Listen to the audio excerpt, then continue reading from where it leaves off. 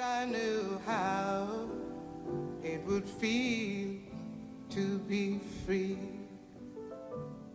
I wish The civil rights movement of the 1950s and 60s was a mass struggle for social justice, equality, and securing the rights on behalf of the African American community. Often through peaceful protesting, multiple groups of blacks and few whites gathered to change the norms of society and work for the social freedoms owed the black community. Enslavement, oppression, and dehumanization were only a few hardships that African Americans had to deal with. However, the African American community grew in strength, character, and freedom. To fully understand how each of the many yet important civil rights groups formed, it is best to understand the treatment of African Americans during the middle 20th century. Racially segregated and often endangered by the white population, one wrong move could be fatal to black people. Emmett Till was a 14-year-old boy living on the south side of Chicago with his two working-class parents when he went to visit his family in Mississippi, staying with his uncle. While in Mississippi, Till entered a grocery store with a group of boys, where he reportedly whistled at, touched the hand or waist of, or flirted with the cashier woman, Carolyn Bryant, before leaving the store. 4 days after the incident, two men, the husband and half-brother of Carolyn Bryant, forced their way into Till's uncle's home and kidnapped him at gunpoint. He was later found in a river, severely beaten and shot in the head, weighed down by a cotton gin fan tied around his neck with barbed wire. After seeing Emmett's body during the autopsy, Emmett's mother, Mammy, sought justice for her son by showing the world what had happened and leaving the casket open at his funeral. The Journal of Blacks in Higher Education writes, "The possibility of finally securing justice for her son's murder was a driving force in the life of Mamie Till Mobley. She believed her son was a sacrificial lamb who served to stir others into action. The murder and subsequent trial created a sense of anger and cry for justice in the black community nationwide."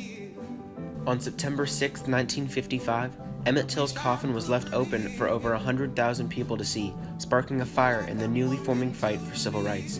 Mamie Till once said, 2 months ago, I had a nice apartment in Chicago. I had a job, I had a son.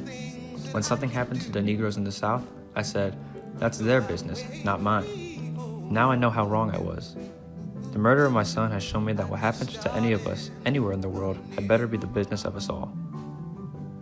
Many individuals saw this tragedy and decided to take action for change, starting many civil rights groups fighting for equality. Emmett Till's death brought out widespread attention because of the brutality of the lynching and at such a young age as compared to the killers. This controversy brought an awareness to the younger blacks at the time. Another civil rights movement were the members of the Freedom Riders. The Freedom Riders were a group of both white and African American civil rights activists who defied the status quo by participating in bus ride trips through the South to protest the segregated bus terminals.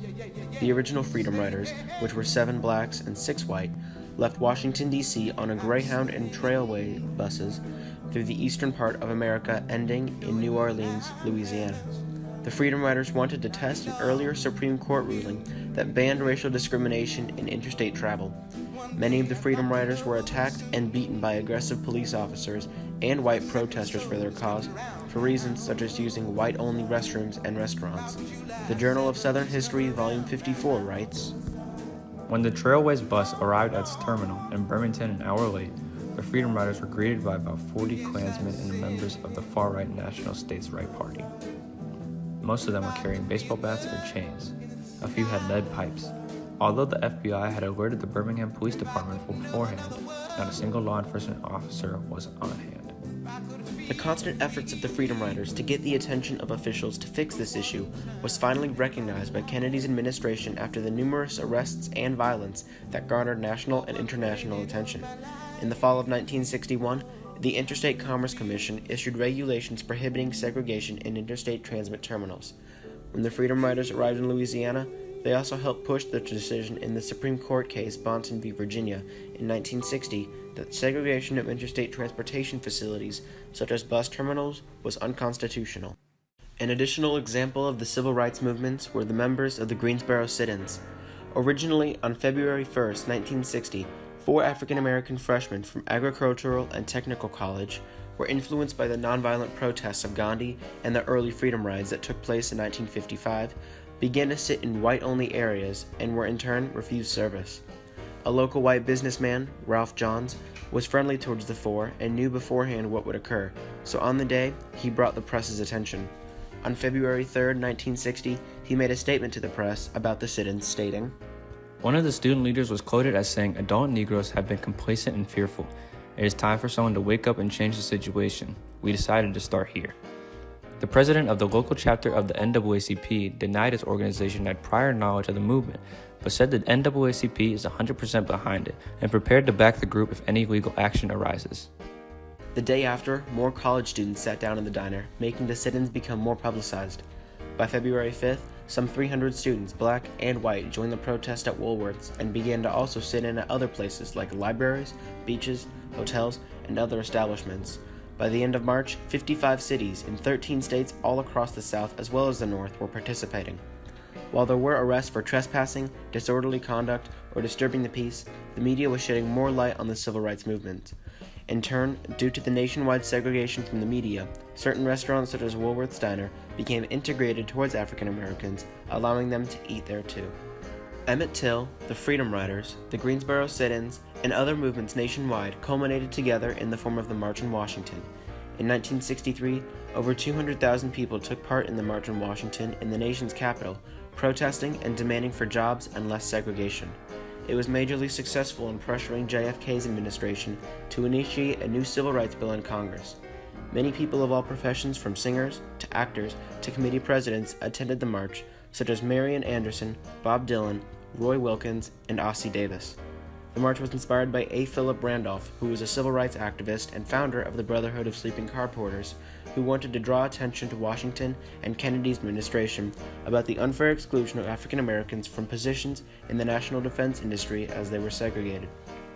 The march focused on employment, discrimination, civil rights abuses against African Americans, Latinos, and other disenfranchised groups, and support for the Civil Rights Act that the Kennedy administration was attempting to pass through. Famous speeches such as Martin Luther King Jr.'s "I Have a Dream" speech and John Lewis's speech were very uplifting and inspirational, yet also straight to the point of their message and goal. Let freedom ring, and when this happens, when we allow freedom to ring, when we let it ring from every village and every hamlet, from every state and every city, we will be able to speed up that day when all of God's children, black men and white men, Jews and Gentiles, Protestants and Catholics, will be able to join hands and sing in the words of the old Negro spiritual, "Free at last, free at last, thank God Almighty, we are free at last." March had happened, the Civil Rights Act of 1964 and Voting Rights Act of 1965 were passed, which prohibited discrimination of race while voting and in the workplace, a triumphant victory for MLK and others. Each of these groups played key roles in the fight for civil rights for all, along with many other important moments in history and crucial groups to the civil rights movement. These were salient in furthering the success of African Americans to receive equality.